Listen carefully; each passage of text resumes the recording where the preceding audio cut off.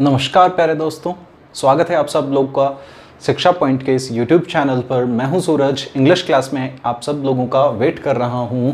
आ जाओ जल्दी से, सारे के सारे फटाफट ऑनलाइन आ जाओ। जो आ चुके हैं वो एक बार शेयर करके आ जाओ जल्दी से, आपने जितने भी व्हाट्सएप ग्रुप्स हैं, ठीक है। और आज हम जो कल की बची हुई क्लास है उसको पूरा करने वाले हैं। जो भी आपने कल सीखा था उसी से थोड़ा सा आगे, कल हमने नाउन एंड केस के बारे में सीखा था और 4 पॉइंट बेसिक हमने कवर करे। तो बची हुई चीज़ें आज की इस क्लास में फटाफट कवर करने की कोशिश करेंगे बिना आपका टाइम वेस्ट किए, सीधे टॉपिक के ऊपर, ठीक है। आ चुके हैं मेरे ख्याल से जितनों लोगों को आना था, बाकी जुड़ते रहेंगे धीरे धीरे, ठीक है। चलो, तो देखो कल आपने सीखा था नाउन के अंदर, नाउन के टॉपिक में ही आपने एक छोटी सी बात सीखी थी जिसको आपने समझा था पॉसेसिव केस। बोल के बताएंगे मेरे दोस्तों, क्या समझा था? Possessive case. पॉसेसिव केस होने का मतलब हुआ कि आप किसी नाउन को किस केस में लिख रहे हैं? पॉसेसिव केस में। और पॉसेसिव केस बनाने के लिए जो भी नाउन है उस नाउन के साथ आपने इस एपोस्ट्रोफी एस को यूज किया, बाद में जो भी नाउन लिखा गया उस पे हक बताया, ठीक है मेरे दोस्तों। ऐसा ही कुछ सीखा था। आज उसी का एक और नेक्स्ट स्टेप हम समझने वाले हैं। कल 4 चीजें हमने सीखी, मैं आपको बता देता हूं एक बार। लिविंग के साथ में हम अपोस्ट्रोफी एस यूज करते हैं, नॉन लिविंग के साथ नहीं करते। पर्सोनिफिकेशन वाली बात, और एक कि चाहे नाउन हो सिंगुलर या प्लूरल कोई फर्क नहीं पड़ता, अपोस्ट्रोफी एस यूज करना है। अब उसी बात को, सिंगुलर या प्लूरल वाली बात पे ही हमें एक छोटी सी बात सीखनी है। सेंटेंस नंबर फर्स्ट देखिए, लिखा हुआ है Yash father left for his office. ये है आपका सिंगुलर नाउन, लिविंग है, यश किसी का नाम है, एस लगा हुआ है, का पिता अपने ऑफिस के लिए निकला। क्या ये सेंटेंस ठीक है? एक बार बताएं। जी नहीं, ये सेंटेंस बिल्कुल गलत है। इसके साथ लिखा हुआ एपोस्ट्रोफी एस अलाउड नहीं। आप कहेंगे सर थोड़ी देर पहले तो कह रहे सिंगुलर प्लूरल सबके साथ वैलिड है, यहाँ क्या प्रॉब्लम हुई? यश लिविंग बीइंग भी है और सिंगुलर भी है, कहाँ प्रॉब्लम है? नाउन है, प्रॉब्लम कहाँ हो रही है? प्रॉब्लम भी इस जगह पर है। समझिए, 5वें पॉइंट पे आपको समझना है, अगर पॉसेसिव केस जिस भी चीज का आप बना रहे हो वो नाउन हिसिंग साउंड से एंड होती है। किससे एंड होती है? खत्म किससे होती है? हिसिंग साउंड से। हिसिंग साउंड कौन सा होता है? हिसिंग साउंड कौन सा होता है? विदक गीला मत कर देना कोई आदत है क्या पता बचपन की। तो हिसिंग साउंड का मतलब हुआ वो स की आवाज। समझिए, यश पहले से स की आवाज आ रही है, जब इसमें आप एक और एस जोड़ेंगे तो ये हिसिंग साउंड लंबा होगा, और ये एक लैंग्वेज के अंदर एक तरह की रुकावट, एक तरह का इम्पेडिमेंट क्रिएट करता है। और इसी वजह से लैंग्वेज में जो भी चीजें अजीब होती हैं, जिनकी वजह से थोड़ी बहुत तकलीफ होती है, उनको अवॉइड किया जाता है। तो ग्रामेरियंस ने एक सोल्यूशन निकाला कि जहां पर हिसिंग साउंड से कोई भी नाउन एंड होगा, उसके साथ एपोस्ट्रोफी एस लगाने की बजाय आप वहां पर सिर्फ और सिर्फ क्या यूज करेंगे? एपोस्ट्रोफी। जो भी नाउन है हिसिंग साउंड वाला, उसके साथ आपको यूज करना है सिर्फ अपोस्ट्रोफी, ठीक है। सिर्फ अपोस्ट्रोफी एस यूज करना है। क्या यूज नहीं करना? ये जो एस है ये यूज नहीं करना, ठीक है। मेरी बात समझ में आया होगा आपको। यश फादर, तो यहां पर ये गलत हुआ। सही क्या हुआ? यश के साथ लिखा हुआ सिर्फ ये अपोस्ट्रोफी एस, सिर्फ ये सही है। Yash father left for his office, ठीक है मेरे दोस्तों। आ जाओ अगले। चलो एक और एग्जांपल ले लेते हैं, आपको समझाने की कोशिश करता हूं। अगर मैं लिखूं नरेश हाउस, अगर इसका मुझे पॉसेसिव केस बनाना है तो क्या ये ठीक होगा? नरेश के साथ में अगर मैं एस या यस लगाऊं, अपोस्ट्रोफी एस, देखिए एक बार नरेश स साउंड आ रहा है, फिर से आप और एक और स लिख रहे हो, फिर से वही आवाज। बस ज्यादा मत करो, अब ज्यादा मत करो, घर वाले सोचेंगे पता नहीं ये अचानक से कहाँ से बालक ले आया घर में। तो नरेश हाउस, नरेश हाउस होने का मतलब हुआ कि सॉरी, यहाँ पर हिसिंग साउंड होने की वजह से आपको ये एस यूज करने की अनुमति नहीं। आप इसको सिर्फ लिख सकते हैं, तो क्या नरेश के बाद में सिर्फ और सिर्फ अपोस्ट्रोफी, ये एस आपको रिक्वायर्ड नहीं, सिर्फ और सिर्फ क्या लिखना होगा? ये अपोस्ट्रोफी। इसी से इसका पोजीशन बन जाएगा। इस अपोस्ट्रोफी का ही मतलब यहाँ पर क्या क्रिएट होगा? जो का, की, के का सेंस है। कौन सा सेंस है? का, की, के। कौन सा सेंस है? एक बार बोल के बताएं। अरे भाई रिश्ता नहीं बताना, काकी के, रिश्ता नहीं बताना, का, की, के। थोड़ा आराम से बोलो, काकी के, काकी के नहीं भैया। अब समझो, नेक्स्ट देखो। अभी मैंने आपसे कहा सिंगुलर प्लूरल से वाकई में कोई फर्क नहीं पड़ता। फर्क पड़ता है तो किससे? साउंड से। The CM of Rajasthan approved the candidates list. क्या ये लिखा हुआ सेंटेंस अपने आप में ठीक है? और ये लास्ट के जो शब्द हैं जहाँ पे अपोस्ट्रोफी एस लगा है, क्या ठीक है? गौर से देखिए, कैंडिडेट्स लिस्ट लिखा हुआ है, कैंडिडेट अपने आप में बिल्कुल कोई हिसिंग साउंड नहीं है, इसके साथ लिखा हुआ अपोस्ट्रोफी एस, ठीक होना चाहिए, ठीक होना चाहिए? बिल्कुल गलत है। समझने की कोशिश कीजिए, अगर मैं आपके सामने लिख रहा हूं कैंडिडेट, तो कैंडिडेट शब्द अपने आप में बिल्कुल सही है। अगर कैंडिडेट के बाद में मैं अपोस्ट्रोफी एस लगाऊं, यहां तक भी बात ठीक है। कैंडिडेट के बाद में अगर मैं यहां पर नेम लिखूं, कैंडिडेट्स नेम, तो मुझे समझ में आता है उम्मीदवार का नाम। लेकिन अगर मैंने यहां पे लिखा है लिस्ट, तो लिस्ट का मतलब क्या हुआ मेरे भाई? लिस्ट का मतलब ये हुआ प्यारे दोस्तों कि लिस्ट नाम, लिस्ट किनकी होती है? लिस्ट क्या एक आदमी की होती है या ज्यादा चीजों की? आप अगर घर से बाहर हो, घर वालों का फोन आए, तो आपसे कहा जाए कि भाई 2 किलो केले ले आना, आप ले जाएंगे सीधे। लेकिन अगर आपसे फोन पे वो कहें ये ले आना, वो ले आना, ये ले आना, 10-20 चीजों का नाम, तो आप क्या बोलते हैं? लिस्ट बना के भेज दो। यानी कि लिस्ट जब बन ही रही है तो एक कैंडिडेट की नहीं बन के कितने की बनेगी? ज्यादा की। और ज्यादा के लिए किसकी जरूरत पड़ी? कैंडिडेट्स, प्लूरल तो बनाना पड़ेगा। कैंडिडेट्स बनाने के बाद में क्या अब आप अपोस्ट्रोफी एस लगाना चाहेंगे? क्योंकि लिस्ट के लिए पोजीशन तो बनाना है आपको, इसको पोजीशन बनाने के लिए इसमें अपोस्ट्रोफी एस देना होगा। तो वो अपोस्ट्रोफी एस देने के लिए जैसे ही आप एस लगाना चाहते हैं तो फिर से रुकावट खड़ी होती है आपके बीच में। ये एक और एस थोड़ी देर पहले सीखते हुए, हिसिंग साउंड, कोई फर्क नहीं पड़ता चाहे नाउन सिंगुलर हो चाहे नाउन प्लूरल हो, अगर साउंड हिसिंग है तो वहां पर सिर्फ और सिर्फ जरूरत किसकी है? इस एपोस्ट्रोफी की। जरूरत किसकी नहीं? आने वाले एस की। Am I clear guys? Exactly, I must be clear again. Okay, तो थोड़ा सा अब और आगे समझने की कोशिश करते हैं। ये समझ में आ गया होगा, the CM of Rajasthan approved the candidates. अब यहाँ पर अगर एक सिंगल ई लगा है तो इसका मतलब तो ये हुआ कि एक आदमी की लिस्ट, इसीलिए इसको क्या बनाना पड़ेगा? प्लूरल। और क्या बनेगा?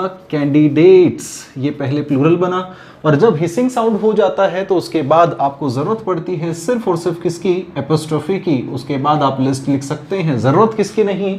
एपोस्ट्रोफी के बाद आने वाले एस की। तो ये चीज शायद आप लोगों को बड़ी अच्छे से समझ आ गई होगी, ठीक है। अब नेक्स्ट एग्जाम्पल पे आते हैं और एक अगला कंसेप्ट समझते हैं। तो 3 बातें आपको, सॉरी, आज का एक और रूल क्लियर करने की बारी आ गई है, एंड दैट इज, समझिए, ग्रामर ये कहती है कि अगर पॉजिटिव केस की बात की जाए तो पॉजिटिव केस में अपोस्ट्रोफी एस के साथ आप कभी भी इनको सिक्वेंशियल यूज नहीं कर सकते। कैसे नहीं यूज कर सकते? सिक्वेंशियल। सिक्वेंशियल होने का मतलब एक के बाद एक लगातार। सेंटेंस नंबर 3 में देखिए, लिखा हुआ है my friend's wife's mother arrived yesterday. भाई कल आया कौन है? मेरा फ्रेंड आया है, मेरे फ्रेंड की वाइफ आई है, वाइफ के मदर का फ्रेंड आया है। भाई आया कौन है? समझ नहीं आ रहा। क्योंकि इसका पोजीशन इस पे बताना चाहते हो तो क्या इसकी बात है, इसका पोजीशन इस पे बताना चाहते हो तो इसकी बात है, आखिर हो किसकी रही है? तो ये कंफ्यूजन क्रिएट ना हो लैंग्वेज में, इसीलिए ग्रामर कहती है कि सिक्वेंशियल यूज ऑफ अपोस्ट्रोफे ये अलाउड नहीं। तो क्या किया जाए? भाई इनको हटाया जाए। और कैसे हटाया जाता है? याद करो एक छोटी सी बात, स्पीड, ये कुछ इस तरह से था, कार्स स्पीड। तो क्या किया था आपने? क्यों किया था? क्योंकि यहां तो कर नहीं सकते। वही बात तो यहां पर है, जब सिक्वेंशियल हो तब भी तो नहीं कर सकते। तो उसको ठीक करने के लिए आपने किया था, इस एस को हटाकर स्पीड को पहले लिखा स्पीड ऑफ कार। तो यहां पर इस स्पीड, यानी कि ये पोजीशन थी, तो आपने पोजीशन सबसे पहले लिखा, अपोस्ट्रोफी एस की जगह पे ऑफ, और कार फिर बाद में आई थी। ये हमने कल की क्लास में सीखा है। अब समझिए यहां पर किसमें से अपोस्ट्रोफी एस हटाएं? इसमें से या इसमें से? हटेगा किसमें?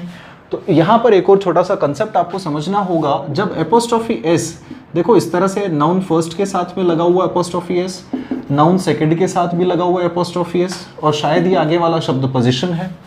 तो जब भी आपको ऐसी चीज़ दी जाए सिक्वेंशियल केस के अंदर, जब भी आपको ये चीज़ें दी जाएंगी तो याद रखें सबसे पहले आपको लिखना होगा पोजीशन। क्या लिखना होगा? पोजीशन। फिर पोजीशन जब आप पहले ले आते हो तो आप ऑफ लगाते हो। कल ये चीज़ सीख चुके हैं। ऑफ लगाने के बाद देख, यहाँ तक करके देखते हैं फिर क्या होता है। आगे की बातें बाद में लिखूंगा मैं आपके सामने। ये रहा आपका पोजीशन। पोजीशन को आपने सबसे पहले लिखा मदर, ठीक है। इस अपोस्ट्रोफी एस को हटाया, क्या लिखा? अपोस्ट्रोफी एस हटा के क्या लिखा? ऑफ। अब यहाँ पर देखो, ये अपोस्ट्रोफी एस जब हट चुका है, ये चीज़ जब हट चुकी है, तो इस यहाँ तक की लिखी हुई फ्रेज में क्या आपको कोई गड़बड़ नजर आ रही है? भाई माई फ्रेंड्स वाइफ, यहाँ पर फ्रेंड के साथ अपोस्ट्रोफी है, इसके साथ तो नहीं, मतलब यहाँ तक जब प्रोसेस हो चुकी है उसके बाद बचे हुए फ्रेज में कोई गड़बड़ नहीं, तो इसको उठाकर एज इट इज आपको लिखना हुआ। यानी कि जब आप पोजीशन और ऑफ लिख देते हैं उसके बाद में आप नाउन फर्स्ट के साथ अपोस्ट्रोफी एस बनाए रखते हैं और नाउन सेकंड जिसका अपोस्ट्रोफी एस आप हटा चुके हैं वो आ जाता है। ठीक है, तो उसका सही हुआ mother of my friends wife, ये इंप्रूवमेंट में आया। यहां से लेके यहां तक का ये इंप्रूवमेंट, सेंटेंस इंप्रूवमेंट के क्वेश्चंस ये पूछे जाते हैं आपसे एग्जाम्स के अंदर।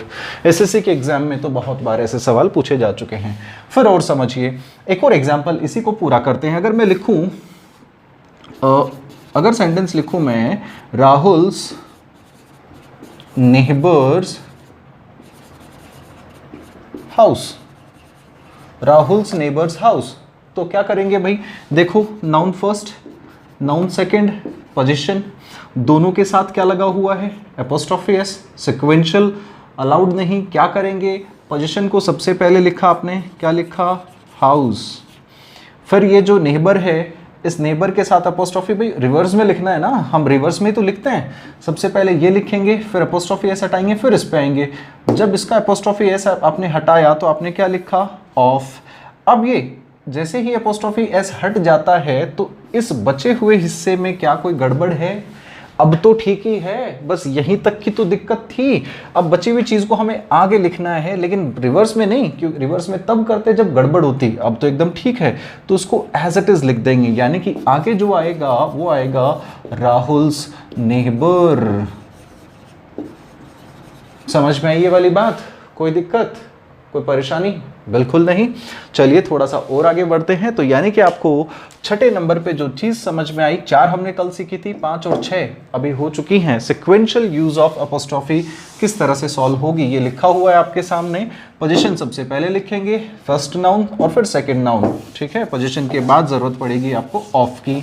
एक और छोटी सी बात यहाँ पर ध्यान में देने लायक, जब भी आप इस प्रोसेस में जब भी आप ऑफ के साथ पोजीशन बताते हो किसी भी नाउन की, ऑफ के साथ जब पोजीशन बताते हो किसी भी नाउन की, तो उस नाउन के साथ आप आर्टिकल क्या यूज करेंगे, द। इसका थोड़ा सा विशेष ध्यान रखें, लीजिए।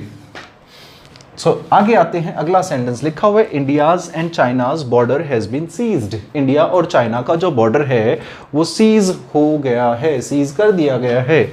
अब समझिए इस सेंटेंस के अंदर गड़बड़ क्या है। इंडिया के साथ में अपोस्ट्रोफी एस, एंड आया है फिर बीच में, सीक्वेंस तो नहीं है। चाइना के साथ में भी अपोस्ट्रोफी एस। समझिए, अगर आपको दो नाउन, नाउन फर्स्ट एंड से जुड़े हों, नाउन सेकंड से, नाउन फर्स्ट जुड़ा हो नाउन सेकंड से एंड के साथ, तो यहाँ पर आप अगर एपोस्ट्रोफी एस यूज करते हैं तो 2 तरीके से कर सकते हैं। पहला तो ये हुआ, आप इन दोनों को एक साथ एक एपोस्ट्रोफी एस देते हैं। जब आप ऐसा करते हैं तो ये होती है कॉमन पोजीशन। कौन सी पोजीशन भाई, एक बार बोल के बता दो, कॉमन पोजीशन। कॉमन पोजीशन होने का मतलब noun first and noun second apostrophe S लग गया, इसके बाद जो भी चीज पोजीशन में आती है वो चीज पर बराबर हक है किनका, नाउन फर्स्ट और नाउन टू का, दोनों का बराबर हक है। एक एग्जांपल देता हूं मैं आपको। अगर मैं कहूं एग्जांपल, चलो मैं एक बार थोड़ा सा मिटा देता हूं, ये ऊपर वाली चीजें शायद आप कर चुके होंगे। ठीक है, समझिए, अगर मैं लिखूं रजत्स एंड मयंक्स हाउस, तो क्या ये ठीक है? सॉरी, हमने इस फॉर्मेट रजत एंड मयंक्स हाउस, ये लिखा हुआ घर, ये पोजीशन है, इस पोजीशन पे हक किसका है? देखो, ये रही आपकी नाउन फर्स्ट, ये रही आपकी नाउन सेकंड। तो नाउन फर्स्ट और सेकंड दोनों के साथ एक सिंगल एपोस्ट्रोफी है। जब ये एंड से जुड़े हुए हैं तो दोनों का कॉमन पोजीशन बन रहा है। ये मतलब ये जो घर है ये इन दोनों का है। ठीक है, जब ये घर इन दोनों का है तो ये हाउस कैसा है, एक भी हो सकता है। अगर मैं यहां पर हाउस की बजाय दूसरी चीज लिख देता, पेन, तो दोनों का एक पेन, ये भी तो हो सकता है। अब मैं यहां पर अगर कर दूं पेन्स, तो क्या ये चीज ठीक होगी? बिल्कुल ठीक है, रजत और मयंक का कॉमन में एक चीज हो सकती है, रजत और मयंक की कॉमन में ज्यादा चीज हो सकती हैं।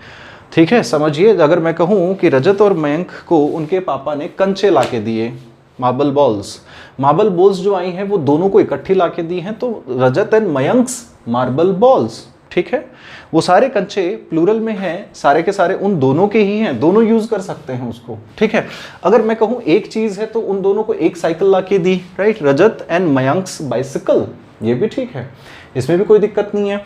तो यानी कि हमें एक चीज समझ में आती है कि जब noun first and noun two की पोजीशन कॉमन हो, कॉमन पोजीशन मतलब दोनों में एक के साथ अपोस्ट्रोफी दूसरे के वाले, तो कॉमन पोजीशन बनती है।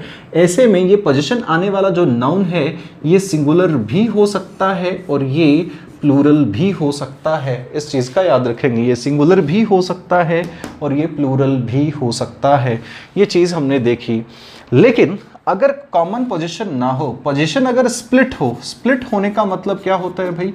स्प्लिट होने का मतलब होता है कोई भी चीज़ अलग अलग होना। आपने देखा होगा कोई भी चीज़ स्प्लिट करना, जैसे कि भाई एक मैं कहूँ आप इस रास्ते से सीधे सीधे जाइए, आगे जाकर ये रास्ता स्प्लिट हो जाएगा, मतलब दो जगह में बढ़ जाएगा, मतलब अलग अलग हो जाएगा। अगर पोजीशन स्प्लिट हो तो किस तरह की सिचुएशन बनती है? स्प्लिट पोजीशन में नाउन फर्स्ट के साथ आपको सेपरेट अपोस्ट्रोफी एस चाहिए, एंड से के बाद जो नाउन सेकंड आया है उसके बाद एक और आपको अपोस्ट्रोफी एस चाहिए। यानी कि ये दोनों सिचुएशन आपको समझ आ रही होंगी शायद। अब कंपैरिजन कीजिए noun and noun two apostrophe S, दोनों को मिलाकर एक, इसकी अपोस्ट्रोफी एस अलग है, इसकी अपोस्ट्रोफी एस अलग है। इसका मतलब ये हुआ कि इसके बाद आने वाला जो भी नाउन होगा वो नाउन क्या एक हो सकता है? अगर मैं कहूँ मेरी और मेरे फ्रेंड के लाइक, चलो ये एग्जांपल मैं, हाँ अच्छा जा रहा था वैसे, मैं कहूँ मेरा और मेरे दोस्त का घर, तो मेरा घर मेरे भाई का घर एक हो सकता है। मैंने कहा मेरा घर और मेरे दोस्त का घर इस कॉलोनी में है, तो यानी कि हम दोनों के घर, तो क्या घर एक है? भाई एक घर में जनरली फ्रेंड्स नहीं रहते, ठीक है, रेंटेड है वो अलग है। लेकिन अगर मैं कहूँ मेरा और मेरे दोस्त का घर इस कॉलोनी में है, तो इसका मतलब ये हुआ कि दो घर तो कम से कम होंगे। चलो घर छोड़ो, मैं कहूँ मेरी और मेरे दोस्त की माँ मार्केट गई हैं, मेरी और मेरी दोस्त की माँ मार्केट गई हैं, तो कुल कितने लोग मार्केट गए हैं? कम से कम दो तो होंगे। ठीक है, मेरा दोस्त अगर सिंगल है तो कम से कम दो लोग तो गए। My mother and my friend's mother went to market. Getting this? यानी कि अगर पोजीशन अलग अलग है तो इतना तय है कि ये नाउन कैसा होगा? प्लूरल होगा। क्या ये सिंगुलर हो सकता है? मैं कह सकता हूं मेरे और मेरे दोस्त की मम्मी एक ही है, मार्केट गई है, नॉट पॉसिबल। यानी कि ये सिंगुलर नहीं हो सकता। लेकिन समझने वाली बात ये है कि अगर ये नाउन अनकाउंटेबल हो, कैसा हो मेरे दोस्तों? अनकाउंटेबल हो, तो अनकाउंटेबल को हम प्लूरल नहीं बनाते हैं, ये बात आप जानते हैं। हमने नाउन की शुरुआत में ये चीज़ सीखी थी कि अनकाउंटेबल नाउन का प्लूरल नहीं बनता। ठीक है, समझने की कोशिश करते हैं इसी बात को कुछ और एग्जाम्पल से। तो कॉमन स्प्लिट पोजीशन और कॉमन पोजीशन, ये दो तरह की पोजीशंस हैं। अब यहाँ पर ये एग्जाम्पल समझते हैं, ये सारी चीज़ें मैं आपको समझा दूंगा गाइज, बस बने रहें लगातार। लिखा हुआ है India's and China's border has been seized. India और चाइना का बॉर्डर सीज कर दिया गया है। तो एक बात बताओ, बॉर्डर कितने हैं? कितने बॉर्डर लिखे हुए हैं? बॉर्डर तो एक ही लिखा हुआ है। अगर मुझे यहाँ में इंप्रूवमेंट करना हो तो क्या किया जाए भाई? जब बॉर्डर एक है, यानी कि ये एक दीवार, इसके इस तरफ इंडिया, इस तरफ चाइना, तो ये जो बॉर्डर तो एक ही है, इसी एक बॉर्डर पे इन दोनों कंट्री का पोजीशन सेम है, पोजीशन तो बराबर है। अगर बराबर है तो ऐसे में कॉमन पोजीशन हुआ, अलग अलग पोजीशन नहीं, एक ही चीज़ पे पोजीशन दोनों की है, तो ऐसे में एक ही जगह पर दोनों को मिलाकर एक जगह पर पोजीशन देना हुआ, इंडिया एंड चाइनाज बॉर्डर। ठीक है, अगले सेंटेंस पे आ जाओ। लिखा हुआ है ही बॉट, यानी इसको मैं लिख देता हूँ इंप्रूवमेंट में, मेरे कुछ दोस्त नाराज ना हो जाएं भाई। इंडिया, यहाँ पे अपोस्ट्रोफी एस हट चुका है, एंड चाइनाज बॉर्डर, आगे की बात एज इट इज है ही। ठीक है, अगला sentence, he bought a cake, उसने एक केक खरीदा, किस लिए भाई? For his father's and mother's wedding anniversary. क्या ये चीज ठीक है? लिखे हुए पिता की और माता की वेडिंग एनिवर्सरी। अरे भाई उसके पिता और माता की अगर वेडिंग एनिवर्सरी है तो क्या दोनों की अलग अलग एनिवर्सरी है? क्या दोनों की एक ही नहीं होगी? भाई उसका मम्मी और उसके पापा की एक ही तो शादी है, तो शादी है तो एक ही एनिवर्सरी होगी। तो इसीलिए क्या इसको आप अलग अलग लिख सकते हो? क्या आप इसको अलग अलग लिख सकते हो? बिल्कुल नहीं लिख सकते। आपको इसको क्या करना पड़ा? Common position, father and mother's wedding. लेकिन अगर मैं आपके सामने स्प्लिट पोजीशन का, कॉमन पोजीशन आपको समझ आ गया होगा। अब मैं यहां पर आपको एक एग्जांपल दे देता हूं, किसका? स्प्लिट पोजीशन का। अब समझना इस बात को, स्प्लिट पोजीशन का अगर मैं आपको एक एग्जांपल दूं, मैं लिखूं इंडिया एंड चाइनाज पॉपुलेशन, तो क्या ये बात ठीक है? इंडिया और चाइना की पॉपुलेशन एक है क्या? अरे भाई इंडिया की पॉपुलेशन अलग है, चाइना की पॉपुलेशन अलग है। जब दोनों अलग अलग हैं तो पोजीशन भी दोनों की अलग अलग ही तो होगी, यानी कि दोनों के साथ अपोस्ट्रोफी एस जरूरी हुआ। अब जब दो हैं तो पॉपुलेशन को भी तो प्लूरल किया जाए, पॉपुलेशंस किया जाए। अरे भाई पॉपुलेशन को हम नहीं गिन सकते, ठीक है, हम इसको गिन नहीं सकते। एक तरह से अपने आप में एक प्लूरल गैदरिंग के लिए ही यूज होने वाला अनकाउंटेबल वर्ड है, ठीक है। हमें पॉपुलेशन नाम की कोई चीज नजर नहीं आती है, हमें लोग नजर आते हैं, उनके भीड़ को हमने, इकट्ठे को हमने क्या कह दिया? पॉपुलेशन। तो इसको पॉपुलेशंस नहीं करना है, क्या कहना होगा? पॉपुलेशन, अनकाउंटेबल होने की वजह से। चलो दूसरा एग्जाम्पल ले लेते हैं। अगर मैं लिखूं like Kashmir and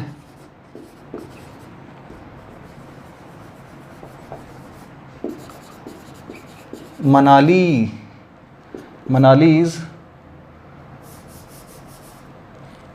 like climate are similar, तो क्या किया जाए? कश्मीर एंड मनालीज क्लाइमेट का क्लाइमेट्स किया जाए, क्लाइमेट का क्लाइमेट्स किया जाए। सबसे पहले तो कश्मीर का क्लाइमेट और मनाली का क्लाइमेट जब आप बताना ही अलग अलग चाहते हो, दोनों का एक तो हो नहीं सकता, क्लाइमेट दोनों का ही अलग अलग है। और जब आप दोनों को अलग अलग बता रहे हो तो अलग अलग पोजीशन देनी हुई, और अलग अलग पोजीशन की वजह से आपको समझने की ज़रूरत पड़ी कि इसको प्लूरल किया जाए या नहीं किया जाए। आप चाहते तो हो करना, लेकिन क्या हो सकती है? क्या ये प्लूरल हो सकती है? नहीं हो सकती, क्योंकि क्लाइमेट अगेन एक अनकाउंटेबल नाउन है। अनकाउंटेबल नाउन को आप प्लूरल नहीं बनाते। तो अब प्लूरल वाला एग्जाम्पल समझ लेते हैं। यानी कि मैंने स्प्लिट कॉमन पोजीशन आपको पहले समझाया, अब स्प्लिट पोजीशन समझ रहे हैं हम लास्ट सेंटेंस के साथ। और इसमें हमने समझा कि अगर चीज़ें अनकाउंटेबल हैं तो वो हमेशा कैसी रहेंगी? सिंगुलर। उसके एग्जाम्पल्स हुए। अब हमें समझना है कि अगर आपके पोजीशन वाली चीज़ अगर काउंटेबल है तो प्लूरल कैसे बनती है? बड़ी आसानी से समझ पाएंगे आप। देखो, अगर मैं लिखूं Rahul and Mehul, Rahul's apostrophe S, clear लिखता हूं भाई, थोड़ा बड़ा लिखता हूं, आप कल भी कमेंट कर रहे थे। राहुल्स एंड मेहुल्स। अब आगे मैंने लिखा Rahul's and Mehul's, okay, mind छोड़ो, मैं लिखता हूं यहां पर ओके, हैंड लिखते हैं भैया, बड़ा ही आसान है। हैंड, राहुल का और मेहुल का हाथ। तो पहले मुझे बताओ, ऐसा भी तो किया जा सकता ना, एक हाथ है तो इन दोनों में से एक हटा देते हैं ना, कॉमन पोजीशन दे देते हैं। राहुल का और मेहुल का एक हाथ, क्या पॉसिबल है? बिल्कुल नहीं। तो कुछ जगह ऐसी होती हैं जहां पर कॉमन और स्प्लिट पोजीशन दोनों पॉसिबल है। कुछ जगह ऐसी होती है जहां पे सिर्फ कॉमन पोजीशन चाहिए, कुछ जगह ऐसी होती हैं जहां पे सिर्फ और सिर्फ स्प्लिट पोजीशन चाहिए। तो यहां पर दोनों का हाथ तो एक हो ही नहीं सकता, यानी कि ये तो हम नहीं हटा सकते, रखना तो पड़ेगा। राहुल का हाथ अलग है और मेहुल का हाथ अलग है। जब दो हाथ होंगे तो भाई हैंड नहीं क्या होगा? हैंड्स होंगे। समझ में आई मेरी बात? यहाँ पर मैं लिख सकता हूँ राहुल्स एंड मेहुल्स सिग्नेचर, तो सिग्नेचर हस्ताक्षर, प्लूरल करना पड़ेगा भाई, signatures. Getting my point? So ये है आपकी आज की क्लास, ठीक है। उम्मीद कर रहा हूँ कि आपको पॉजिटिव केस समझ आया होगा। यहाँ तक के सारे नोट्स बना लीजिएगा। मेरे पास बोर्ड में जगह की जगह की कमी होने की वजह से मुझे इरेज करना पड़ता है, हटाना पड़ता है चीज़ें, लेकिन आप बड़ी आसानी से इनको बार बार वीडियो को देख के सारे नोट्स सीक्वेंस में बना सकते हैं, ठीक है। अब बारी आती है आपकी छोटे से पार्ट की, जिसके लिए मैंने आपको प्रॉमिस किया हुआ है और आप यहाँ तक आए हैं। जैसा कि आप सोच रहे थे we gonna get some new words, तो हाँ, आज आपको नए वोकैबुलरी के वर्ड्स देने वाला हूँ मैं, बिल्कुल दूंगा, और बहुत ही बेहतरीन। तो सबसे पहला अभी जो रिसेंट आपके वर्ड्स चल रहे हैं, the first word is conspiracy. कौन सा शब्द है, बोल के बता दे एक बार। कॉन्स्पिरेसी बहुत ज़्यादा चल रहा है। चलो इसको मैं आपको थोड़ा सा हिंट देता हूँ, समझने की कोशिश कीजिए। यूएस ने आरोप लगाया है कि चाइना ने कॉन्स्पिरेसी की है ये वायरस को पूरी दुनिया में फैलाने में, क्योंकि उसने भाई कई सारी बातें छुपाई। ये कब सामने आया, ये इसके लक्षण क्या क्या थे, या फिर उसने लाइक जो भी मेडिकल इक्विपमेंट्स हैं उसकी ब्लैक मार्केटिंग करी है, उसको भेजा नहीं है, बेचा नहीं, सिर्फ आयात करता गया। तो उसने एक अर्थव्यवस्था को गिराने के लिए, इकोनॉमी गिराने के लिए हर देश की एक कॉन्स्पिरेसी की है। क्या मतलब हुआ इसका? साजिश, करेक्ट। तो अगर बारी साजिश, इसका मतलब क्या हुआ भाई? साजिश। और इसी साजिश के लिए दो और वर्ड मैं आपको दे देता हूं जो बहुत ही बेहतरीन वर्ड है। एक है कैबल, कैबल, केबल नहीं, कैबल, और दूसरी है कोविन। ये दो शब्द हैं आपके पास जो इसी के सिनोनिमस वर्ड हैं। तो एक वर्ड तो आपको मिला कंस्पायरेसी, सेकंड एंड थर्ड, तीन वर्ड आपको मिल चुके हैं। आ जाओ जी, फोर्थ वर्ड आपको समझा देते हैं अभी का, और दैट इज बहुत अच्छा शब्द है। मेरे कुछ स्टूडेंट जो पहले मुझसे पढ़ चुके हैं ऑफलाइन क्लासेस में, उन्हें इसका मतलब पता होना चाहिए। नहीं पता तो भाई रिवाइज करा देता हूँ। रेटिसेंट, क्या मतलब हुआ इसका? रेटिसेंट, रेटिसेंट का मतलब बताइए। नहीं पता भाई? जो इंसान रिजर्व्ड नेचर का होता है, कैसा होता है? रिजर्व्ड। रिजर्व्ड यानी कि जो कम बात करता है, जो लोगों से जल्दी घुल मिल नहीं पाता। इसी के लिए एक और शब्द आता है एंड दैट इज इंट्रोवर्ट। क्या आता है? इंट्रोवर्ट। शायद वर्ड को लेकर आपने एक रूट वर्ड जरूर सीखा होगा इधर उधर से, अगर आप वोकैबुलरी पे फोकस करते हैं तो, ठीक है। Introvert, extrovert and ambivert. तो इंट्रोवर्ट का मतलब अंतर्मुखी, ज़्यादा बातें शेयर नहीं करता, वो अपनी बातें अपने पास रखता है, ज़्यादा घुल मिल नहीं पाता। इसी के लिए एक और अच्छा जो शब्द है दैट इज रेटिसेंट। इसमें थोड़ा सा फर्क है, सिनोनिमस है लेकिन थोड़ा सा फर्क है। बैंकिंग एग्जाम में दोनों एक साथ दिए जा सकते हैं और एसएससी के एग्जाम में एक दूसरे के सिनोनिमस बन सकते हैं। क्या फ़र्क है? रेटिसेंट वो होता है जो लाइक पर्सनली बातें नहीं कर पाता, लेकिन ऑफिशियली यानी कि अगर प्रोफेशन में उसे बोलने की ज़रूरत है तो उसे बोलने में कोई दिक्कत नहीं होती। Professionally he is good, but when it comes to the personal वो थोड़ा सा कम बात करता है, जल्दी घुल मिल नहीं पाता। सो उस इंसान को क्या कहते हैं? रेटिसेंट कहते हैं। तो 4 और ये हुआ 5 और ये हुआ 6 नंबर पे शब्द। फिर आता है आपके 7वें नंबर पे शब्द एंड दैट इज लाइक एक अच्छा शब्द ओके आज के ही न्यूज़पेपर से, एंड दैट इज मिलिटेट। कौन सा हुआ भाई? मिलिटेट। और मिलिटेट का मतलब आप लोगों में से किसी को पता है? कमेंट करके बताएं, बताएं भाई मिलिटेट का मतलब। Anybody knows? चलो मैं बता देता हूँ। मिलिटेट का मतलब होता है हिंडर, या फिर आप इसी को कह सकते हैं इम्पीड। क्या कह सकते हैं? इम्पीड। इम्पीड से नहीं पता लगा तो अभी मैं आपके सामने एक और शब्द लिख देता हूं। इम्पीड से ही बनता है इम्पीडिमेंट। क्या बनता है? इम्पेडिमेंट। करेक्ट। अब समझ में आ गया होगा कुछ लोगों को। इम्पेडिमेंट का मतलब होता है रुकावट।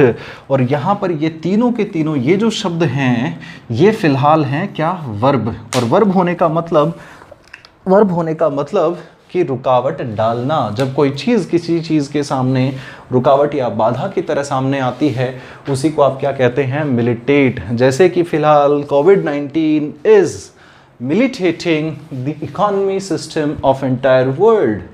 Getting my point?